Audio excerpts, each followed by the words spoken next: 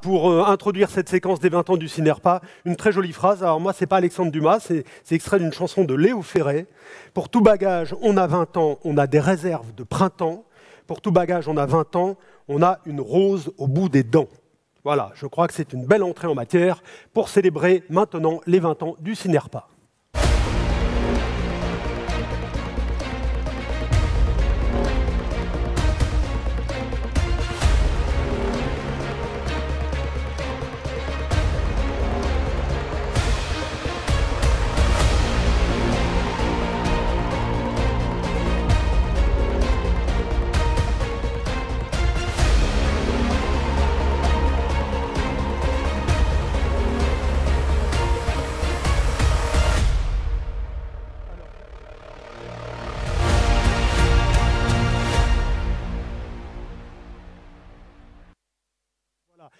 Je vais vous aider à faire le plan. Je vais vous aider à faire le plan. Voilà, Jean-Alain, Christine, et puis Jean-Christophe, et nous y sommes et on est bon. Voilà. Merci à tous les 6 d'être ici. Retour.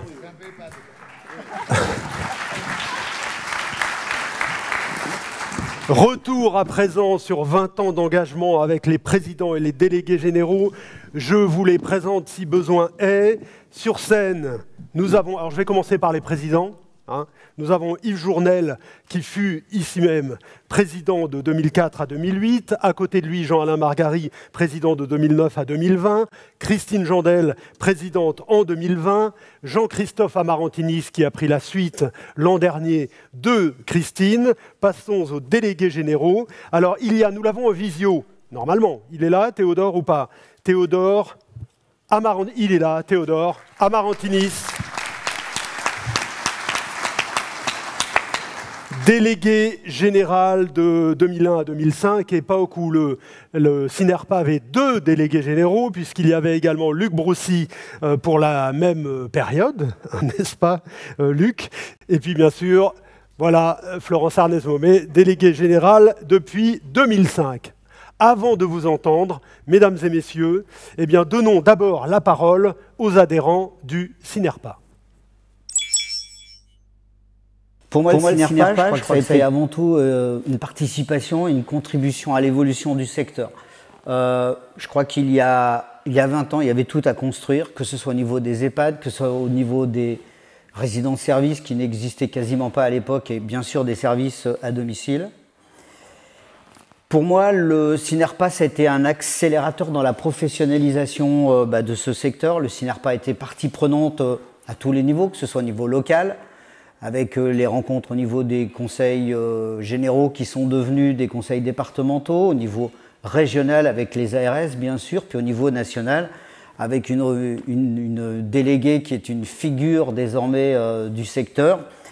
Et puis si je dois trouver une troisième raison qui illustre parfaitement le Cinerpa, je dirais que pour moi, Cinerpa c'est un réseau. C'est des rencontres importantes, des soutiens, surtout dans les moments difficiles. Et puis, c'est des rencontres qui ont abouti à de formidables amitiés aussi. Voilà, pour moi, le Cinerpa, si aujourd'hui je lui souhaite bien évidemment un joyeux anniversaire, je dirais que c'est... Le Cinerpa m'a permis de me sentir moins seule et moins isolée durant toutes ces années. Nous recevons régulièrement des fiches techniques, des aides pour décortiquer les protocoles et les mettre en œuvre de façon efficace dans nos établissements et sans perdre de temps. Donc un grand merci aux équipes du Cinerpa qui nous soutiennent, qui nous aident et qui nous permettent de s'adapter à la réglementation de manière régulière, coordonnée. Grâce au Cinerpa, notre secteur a pu faire face à beaucoup de résilience durant cette crise sanitaire. Alors merci à tous et joyeux anniversaire au Cinerpa.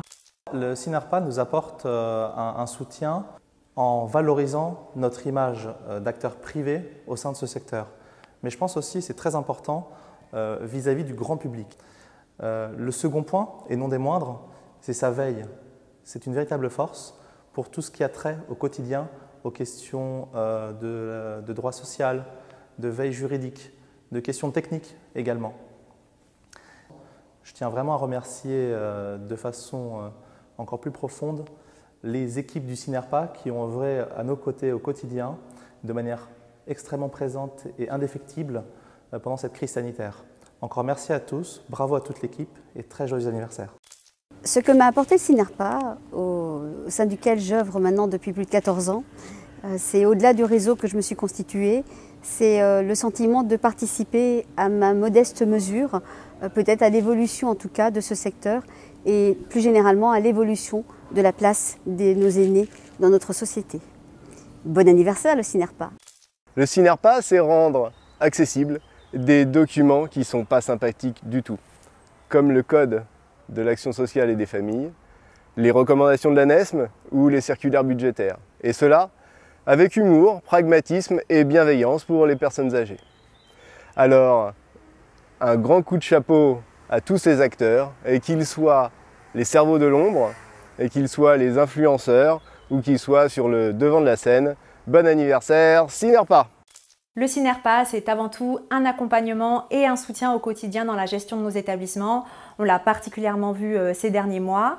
Et puis le CINERPA, c'est aussi un gros travail qui est fait pour mettre en valeur nos métiers, notre secteur d'activité. Je pense notamment au collectif Les Métiers du Grand Âge, avec la campagne C'est la vie en 2019, et puis là plus récemment à leur côté, qui permettent de mettre en lumière la diversité de nos métiers, et puis le dynamisme de notre secteur d'activité, après une crise sanitaire qui, on le sait, a pleinement rappelé l'engagement exceptionnel et le rôle indispensable des professionnels de notre secteur. Joyeux anniversaire CINERPA!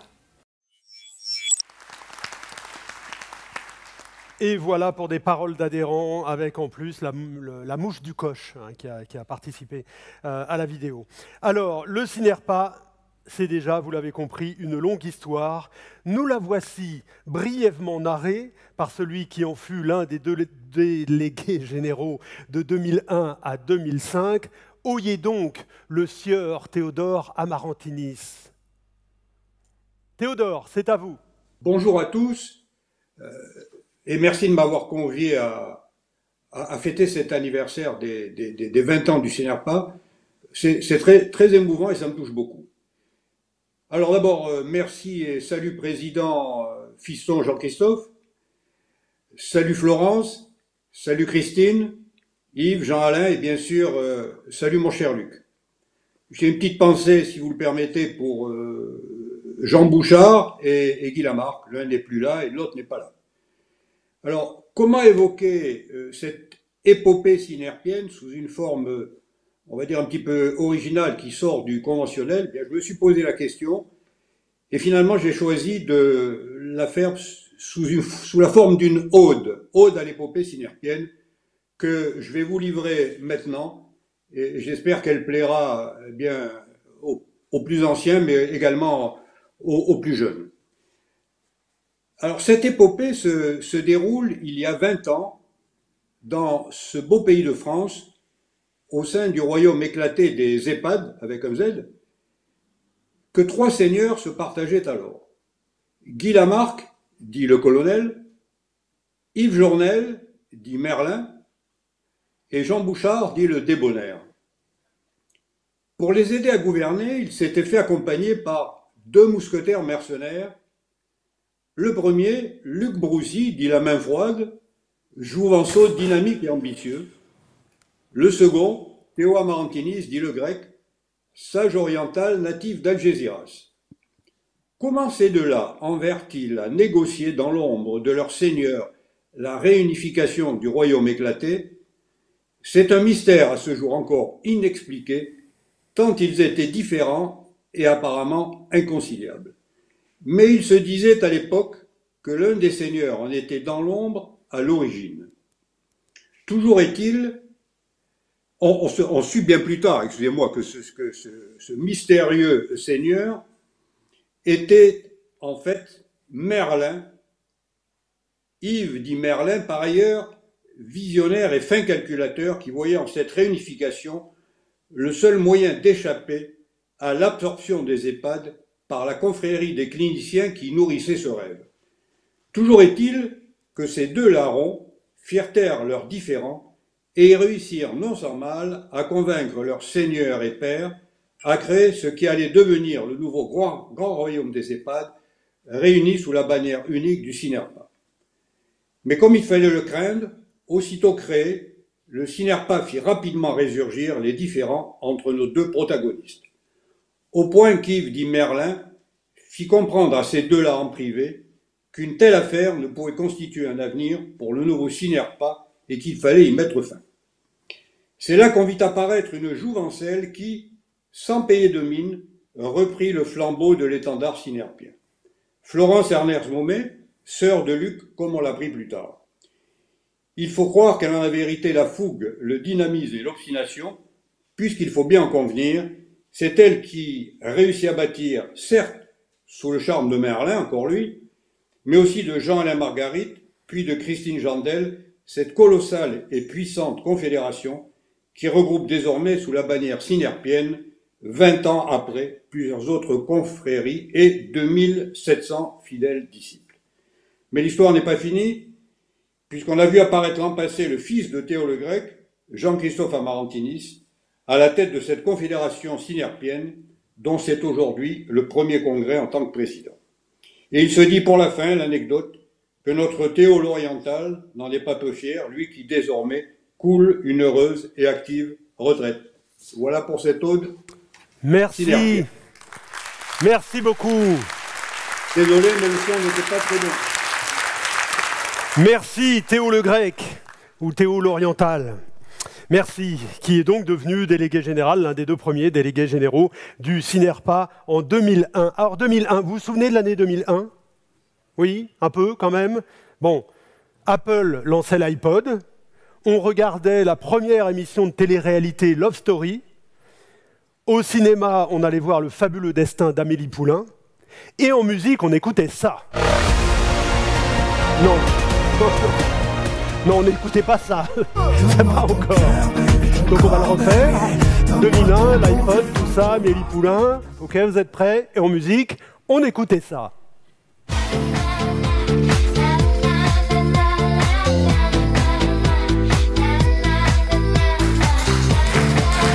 Ah oui. Bien sûr, tout le monde aura reconnu Kylie Minogue. Hein, vous vous souvenez? Si vous avez envie de danser, vous pouvez, hein, surtout mettez-vous à l'aise. Les discothèques rouvrent en juillet. Hein, ça, c'est l'info aussi du jour. Donc, ça peut toujours servir.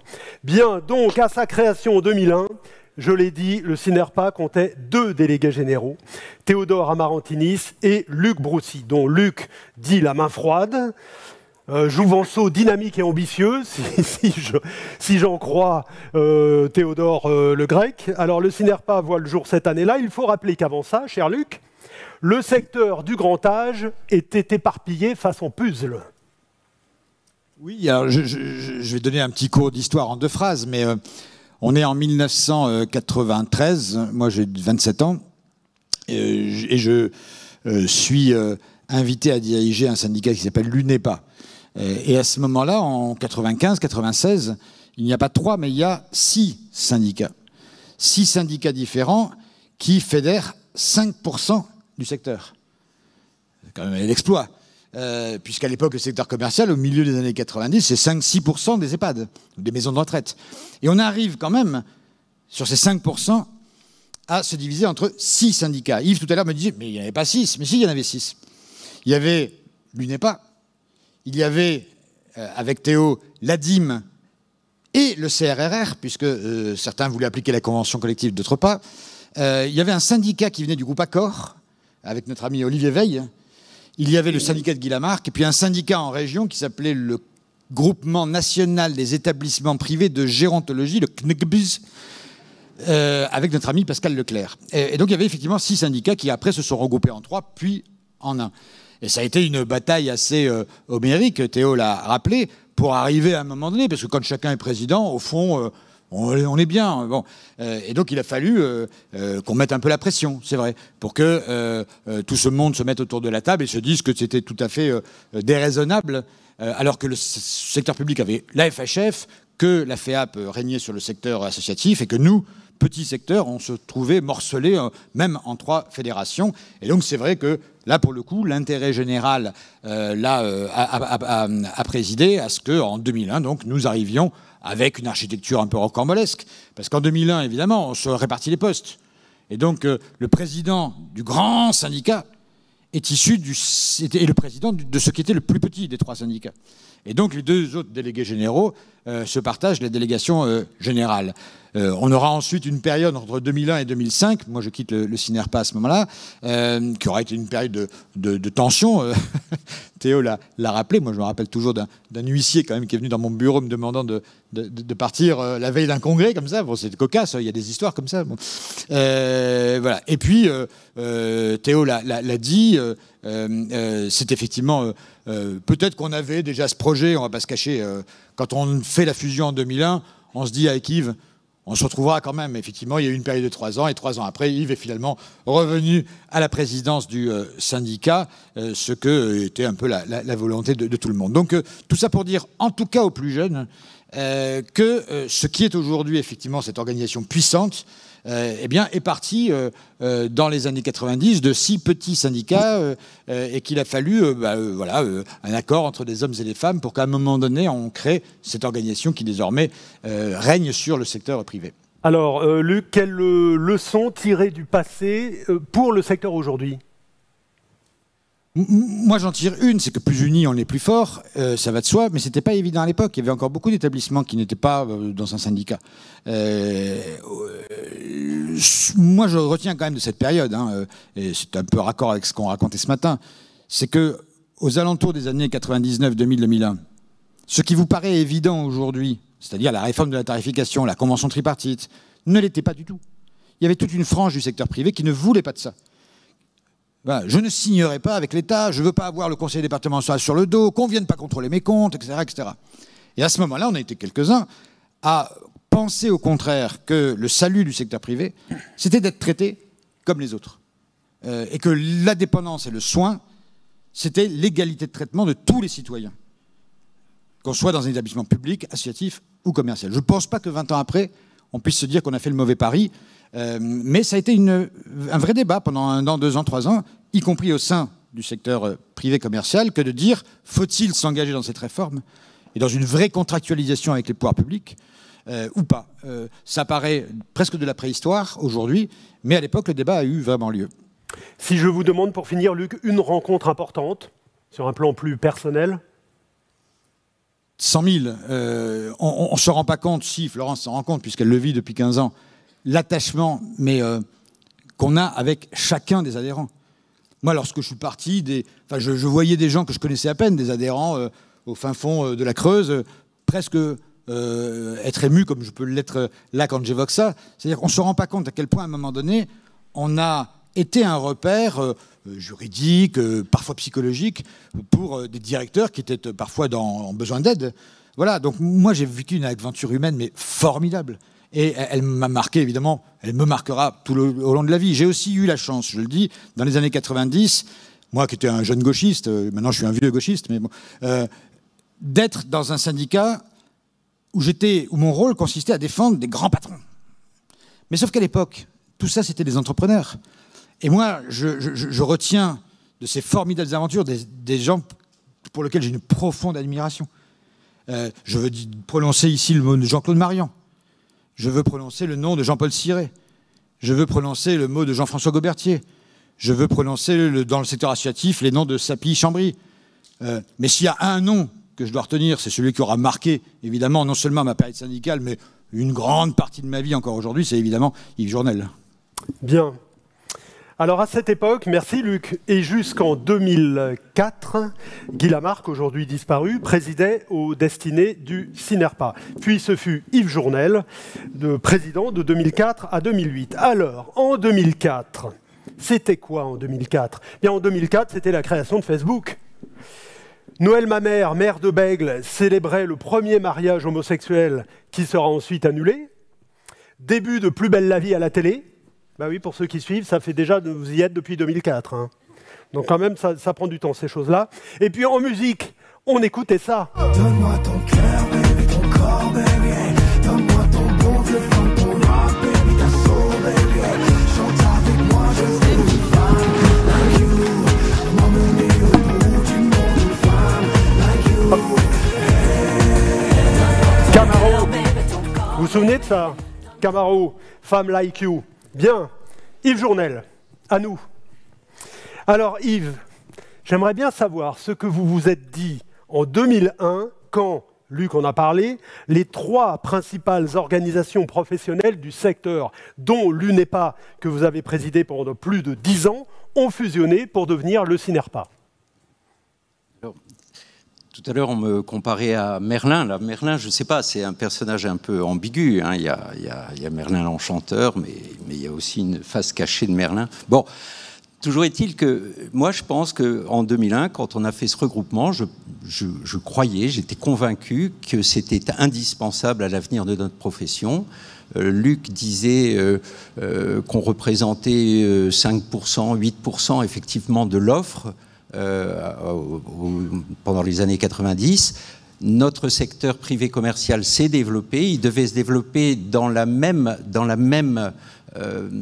manière que le secteur associatif et de la même manière que le secteur public. Donc, j'avais une conviction extrêmement forte que je partageais avec Luc, et pas avec tant de monde que ça, qu'il fallait absolument venir dans un développement où le secteur commercial associé avec le secteur associatif, et ça je l'ai toujours voulu, et défendre une doctrine de rapprochement avec l'État, c'est-à-dire de rapprochement avec les caisses d'assurance maladie, de rapprochement avec, dans le sens de ce qu'on vient de dire, c'est-à-dire de la réforme de la tarification, et de créer un véritable...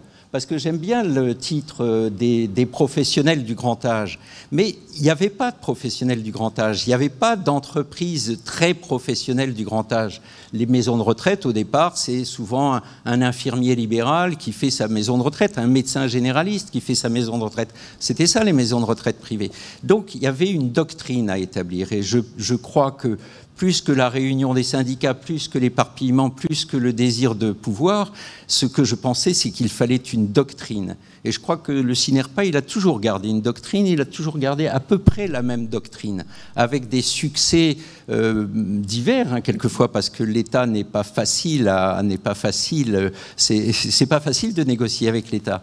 Le secteur public et le secteur associatif ont des places différentes. Ils aiment bien se différencier de nous. Nous, on n'est pas à la recherche de cette différenciation, mais eux le sont. Donc, c'est pas si facile à tenir. Et cette doctrine, on a essayé de la tenir pendant 20 ans, maintenant. Justement, puisque... On parlait des beaux sourires.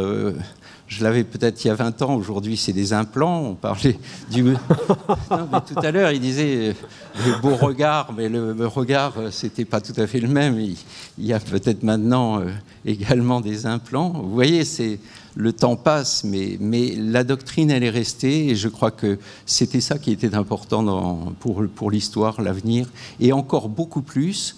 Et là, j'aime bien parler d'avenir et non pas du passé, et encore beaucoup plus pour les années qui vont venir, parce qu'il y a un deuxième choc considérable. Là, le discours philosophique qu'on entendait tout à l'heure, mais je vais arrêter, hein.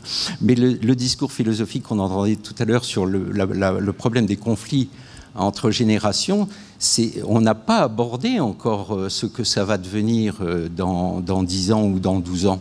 On ne l'a pas encore abordé. Je crois qu'on ne se rend pas compte encore de ce que ça va être. Et je pense que les acteurs structurés, les acteurs professionnels que nous sommes, vont être une aide considérable à la digestion par la société de son vieillissement. Et je pense que là, c'est là que le CINERPA va trouver encore une dimension plus importante et une reconnaissance par la société tout entière de notre métier. Merci, voilà. Yves Journel. Yves, par ailleurs, fondateur du groupe Domusvie, et vous en êtes aujourd'hui l'actionnaire de référence. Celui qui vous succède en 2009, c'est Jean-Alain Margary.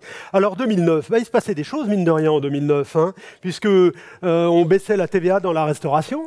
Eh oui, elle passait de 19,5 à 5,5. Mort du King of Pop, Michael Jackson.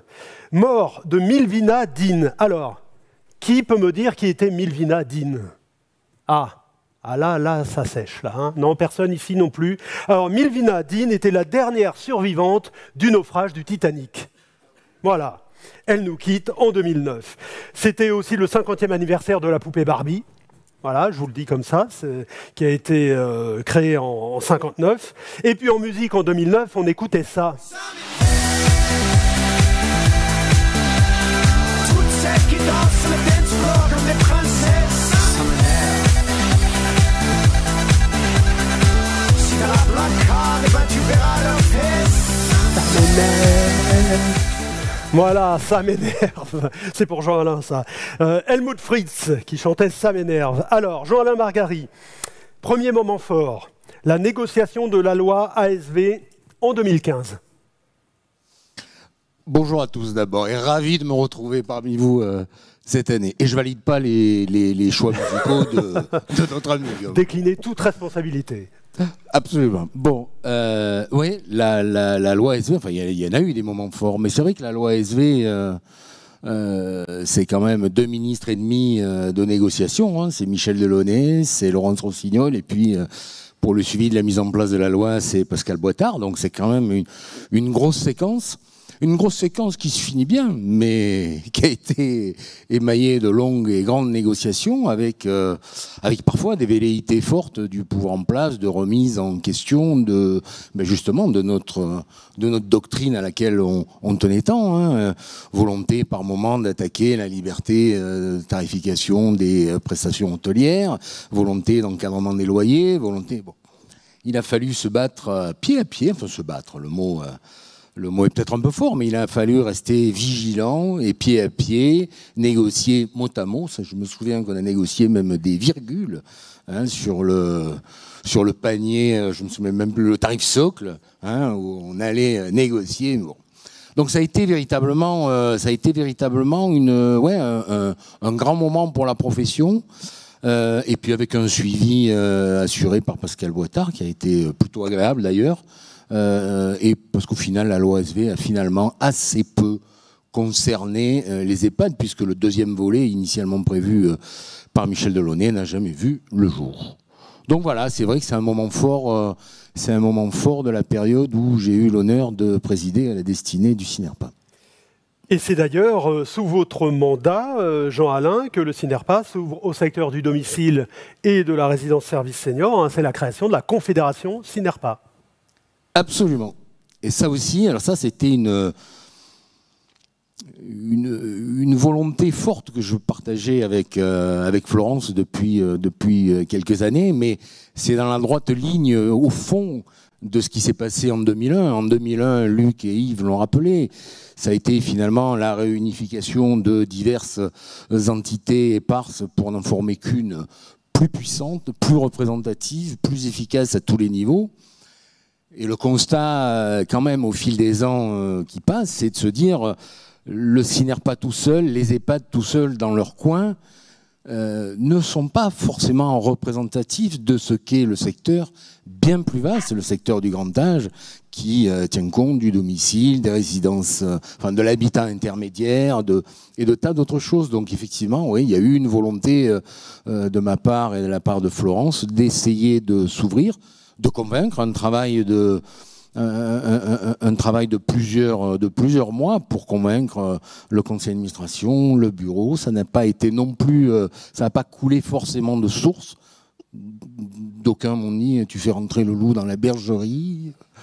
Aujourd'hui, le loup s'est bien calmé, la bergerie s'est agrandie et le berger est parfaitement heureux et en place avec sa bergère. Donc je crois que la création de la Confédération, ça a été un deuxième moment très fort dans la vie du CINERPA, qui lui a permis d'affirmer sa position en agrandissant son audience. Et pour finir, rapidement, je sais que vous voulez dire, Jean-Alain, un petit mot de ce que vous appelez le travail de l'ombre.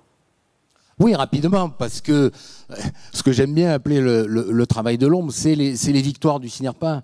Les victoires du CINERPA sont souvent celles qu'on ne voit pas.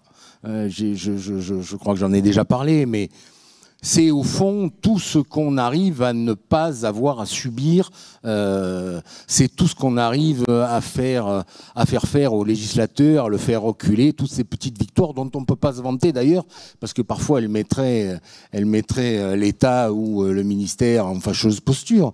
Donc on préfère se taire et savourer au moins entre nous le fait que telle augmentation de TVA, tel encadrement des loyers ou telle autre mesure qui serait venue nous ennuyer profondément n'ait pas eu lieu. Et ça c'est effectivement un travail important que vous, adhérents, ne voyez pas forcément, mais qui est le quotidien important de la déléguée générale et du président.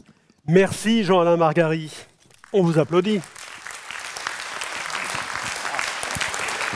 En 2020, le président devient une présidente. Alors en 2020, que se passe-t-il? Ça chauffe. Les mois de janvier, mai et juin sont les mois de janvier, mai et juin les plus chauds jamais enregistrés dans le monde. Un Français, lui, empoche la somme record de 200 millions d'euros à l'euro-million. Il est là ou pas? Il n'est pas là, non, visiblement. Et puis la nouvelle Miss France, Amandine Petit, déclare vouloir devenir directrice d'EHPAD, puisqu'elle suit un master de management des établissements et structures gérontologiques. Voilà. Ah oui, et puis une maladie communément appelée Covid-19 fait un peu parler d'elle à travers le monde, mais je n'ai pas réussi à trouver plus d'informations à ce sujet. En 2020, en musique, on a écouté ça.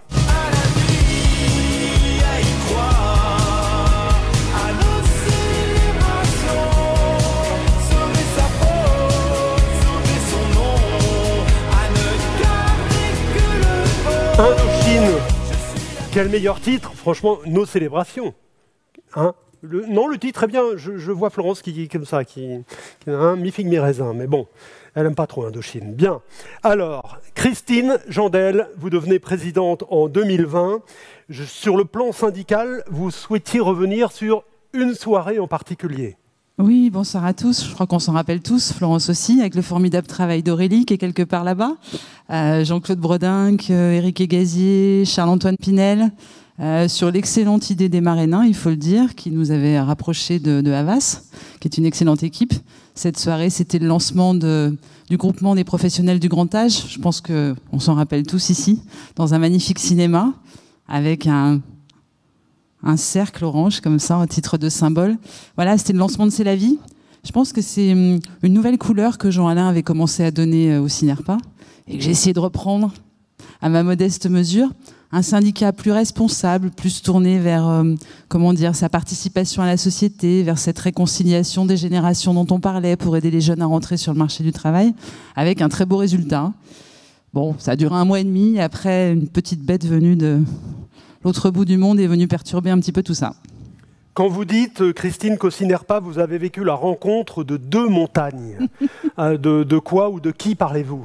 Bon, à votre avis, je pense que tout le monde le sait, dans l'auditorium, vous avez une montagne à gauche, une montagne là, en plein milieu d'une tempête. Bon, ce qu'on n'avait pas prévu, c'était la tempête, Florence, on est d'accord. Mais voilà, les montagnes se sont rencontrées, je pense que... Franchement, un énorme coup de chapeau à l'équipe du Cinerpa. Je crois qu'il fallait être à l'intérieur pour voir ce qui s'est passé au printemps 2020. Je pense que c'est compliqué de s'en rendre compte. Florence disait fréquemment, il y a ceux qui vivent la crise et puis ceux qui vivent avec la crise. Et nous, on vivait la crise. Et moi, je vais être honnête avec vous, je vivais avec la peur au ventre. La peur dont vous parliez tout à l'heure, c'était la peur pour moi, c'était la peur pour ma famille, c'était la peur pour mon entreprise, c'était la peur pour les adhérents du Cinerpa, c'était la peur de louper quelque chose. Je pense que Florence s'en rappelle, on courait tous les matins après un nouveau texte, un adhérent qui n'avait pas de matériel, une réquisition qui nous est tombée comme ça, dont on a appris à parler par Twitter quand même, Twitter. Quand Emmanuel Macron parle pendant la crise, il faut regarder Twitter, je vous le conseille. Voilà, donc je pense que c'est difficile de se rendre compte de ce qui a été vécu, mais franchement, vous imaginez pas le travail qui a été fait par les équipes de permanents. Elles méritent une ovation, je dis elles, parce qu'il y a beaucoup de femmes chez Florence, mais elles ont été formidables. Ça restera un grand moment, ça a été un énorme moment de solidarité entre les secteurs. Je pense que ça aussi, on s'en rappelle, que ce soit secteur public, secteur associatif, privés, commerciaux. Je pense qu'on avait tous gommé les différences. J'espère franchement que c'est le gros cadeau que nous offrira cette crise. C'est que Florence pourra, avec Jean-Christophe, surfer demain sur cet avenir qui a rapproché tous les secteurs et continuer à pouvoir travailler ensemble. J'espère franchement. Merci Christine Jandel. Christine qui préside par ailleurs le groupe Colisée, 291 établissements, dont 2 en Chine. Et ça s'est révélé assez utile par rapport aux événements dont on a parlé. Alors en 2020, toujours, Jean-Christophe Amarantini prend votre suite. Alors vous étiez, Jean-Christophe, depuis longtemps préparé à cette vocation syndicale parce que le secteur du grand âge, vous étiez tombé dedans. Quand vous êtes petit, vous êtes un peu l'obélix du grand âge. Vous. Oui, tout à fait. D'ailleurs, lorsque j'ai pris mes fonctions, notre illustre Luc a écrit dans son mensuel que j'étais tombé dans la potion magique tout petit. En effet, voilà. Je confirme. Puisque ma famille, mes grands-parents d'abord, mes parents ensuite, ont exploité 2 établissements sur la région marseillaise depuis 1953. J'ai vécu quasiment à côté de l'établissement, donc j'ai participé tout au long de mon adolescence, de ma jeunesse, à des jeux avec les résidents. Je côtoyais les salariés en permanence, et donc forcément, ça a créé une vocation. Mon père, bon, je ne vais pas refaire l'histoire, vous l'avez compris, donc il a été toute sa vie aux commandes de syndicats patronaux, hospitaliers, médico-sociaux, et donc forcément ça a résonné dans ma tête depuis tout petit. Il faut défendre les maisons de retraite, les cliniques, défense de l'employeur, voilà, syndicalisme patronal, donc c'est quelque chose qui remonte à très loin, et donc forcément ça m'a un peu conditionné. Et pour vous, Jean-Christophe, le Cinerpa est synonyme de chance. Oui, tout à fait, une chance inouïe, puisque forcément, il n'y a qu'à regarder le parterre avec lequel je suis là. Donc ça a été une chance parce que j'ai pu côtoyer des hommes et des femmes exceptionnels qui ont été mes modèles et qui ont orienté ma carrière aussi bien sur la diversification que le virage du domicile, puisque en regardant un petit peu dans mes archives, j'ai créé ma première structure de soins infirmiers à domicile en 2001, ma première société de service à la personne en 2006, et ça, si j'avais pas été au Cinerpa, et si j'avais pas eu les modèles que j'ai côtoyés, forcément, je ne me serais jamais mis dans ce secteur-là. Voilà, donc pour moi, c'est une énorme chance, voilà. Extraordinaire. Quel bilan, voilà, on va passer quelques photos qui évoquent différents souvenirs. J'ai vu passer Roselyne Bachelot, avec qui Jean-Alain a pris un petit déjeuner quand même. Hein. Ça, c'est pas rien, il s'en souvient encore. Hein. Bien, Jean-Christophe, rapidement, quel bilan, c'est toujours embêtant de faire rapidement un bilan, mais en l'occurrence, l'heure tourne. Quel bilan de cette première année de présidence? Le bilan entre les 2 montagnes, oui, il faut être en permanence connecté, investi, disponible, engagé. Voilà. Et donc, on a des challenges de folie. Donc, on l'a dit ce matin, on va le répéter. Donc, le virage de l'EHPAD, il faut qu'il s'adapte sans l'opposer au domicile. Donc, il faut renforcer le domicile puisqu'il n'est plus du tout adapté aux prises en charge qu'il offre au niveau des patients qui sont à domicile, et le virage de l'attractivité de nos métiers, puisqu'on a un gros souci de pénurie de main-d'œuvre, et donc forcément, c'est mon challenge, c'est notre challenge, et on est à fond dessus. Merci. Voilà. Merci Jean-Christophe Amarantini. Je ne pouvais pas faire plus court. Merci beaucoup. Désolé. Merci, on applaudit Jean-Christophe, s'il vous plaît. Merci pour lui. Et puis, last but not least, celle qui est déléguée générale depuis 16 ans maintenant, car Florence Arnez-Momé prend ses fonctions en 2005. Alors 2005, c'est la révolution de la TNT. Voilà, on passe de 6 chaînes analogiques à 14 chaînes numériques. C'est la naissance de YouTube. Eh oui, 2005. Et puis Angela Merkel devient chancelière en Allemagne. Quand même. Donc il y a Florence qui arrive au Cinerpa, il y a Angela Merkel qui devient chancelière en Allemagne. Et puis en musique, on écoutait ça. On vous souhaite tout le bonheur du monde et que quelqu'un vous tende la main. Que votre chemin évite les bombes, qu'il mène vers de calmes jardins.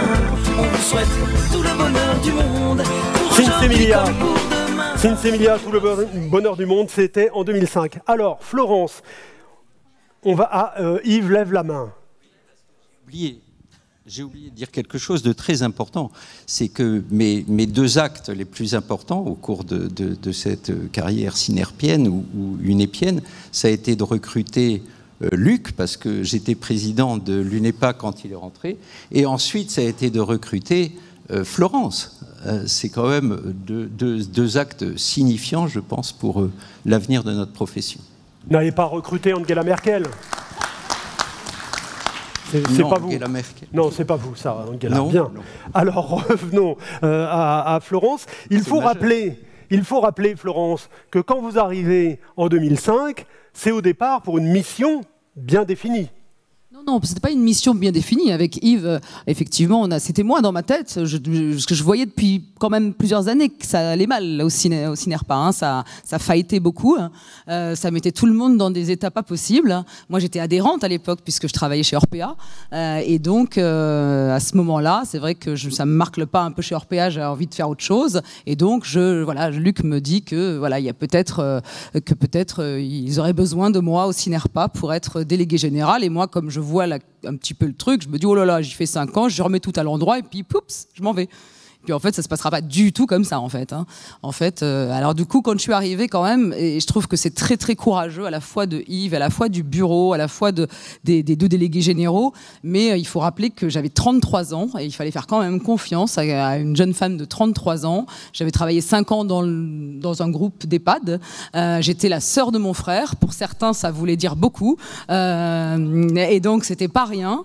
Et je sortais d'un groupe. Et à l'époque, le clivage groupe indépendant était très très fort au Cinerpa, et donc je partais quand même avec une série de handicaps assez forts, et je trouve que ça a été très courageux de la part du Cinerpa de faire ce choix-là. Voilà. Et moi-même, j'y croyais pas vraiment en fait. Hein. J'y suis allée comme ça, un peu la fleur au fusil. Et on peut dire que sous le mandat de Jean Alain, c'est une nouvelle phase qui s'amorce.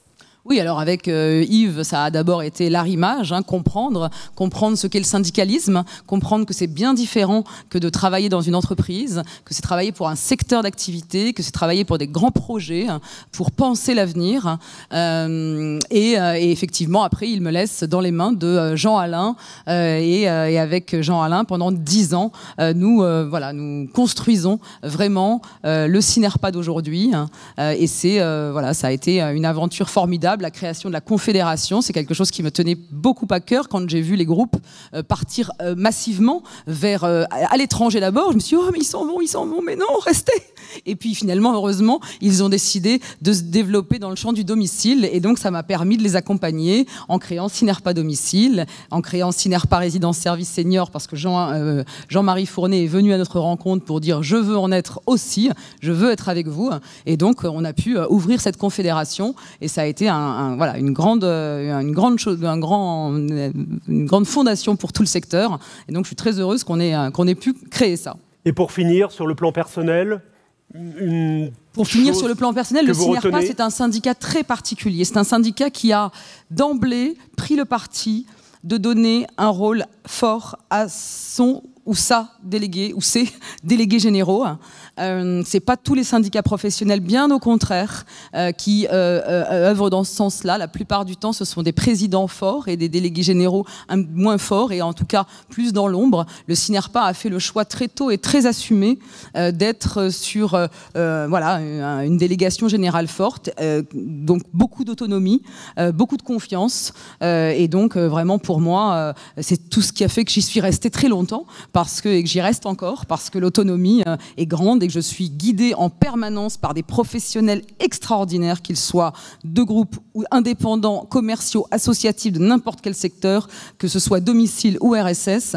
Il y a une connaissance du secteur, une connaissance du grand âge qui force le respect, et je m'en abreuve en permanence pour guider l'action. Donc vraiment, un grand merci de cette autonomie qui m'est laissée. Il y a beaucoup de bienveillance de la part du bureau et des bureaux successifs et des conseils d'administration. Florence, on vous applaudit. Merci Florence. Merci à vous. Le mot de la fin, je vais le laisser à quelqu'un qu'Éric Fiat, notre philosophe, a superbement imité tout à l'heure, c'est Johnny Hallyday. Il y avait une chanson qui s'appelle 20 ans. Il n'y a pas grand-chose que l'on regrette ou l'on ne veut plus se souvenir. On a bravé tant de tempêtes qu'on ne s'est même pas vu grandir. On est venu à bout de la bête et des nuits qui devaient rétrécir. On ne battra jamais en retraite. On a encore tant de choses à offrir. Je trouve que ces paroles correspondent assez bien aux 20 ans du Cinerpa. Christine, vous voulez dire un mot ? Est-ce que vous me permettez de dédier vos dernières très rapidement à Daphna, notre présidente du domicile, qui fait en sorte que le domicile existe auprès du Cinerpa. Ça a été une bataille de Yves, elle l'a gagnée, je trouve qu'elle le mérite.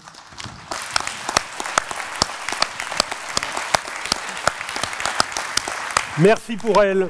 Merci à tous pour vos témoignages, vos réflexions et les souvenirs que vous avez bien voulu partager avec nous. Bon vent au Cinerpa et rendez-vous pour le 30e anniversaire. Merci.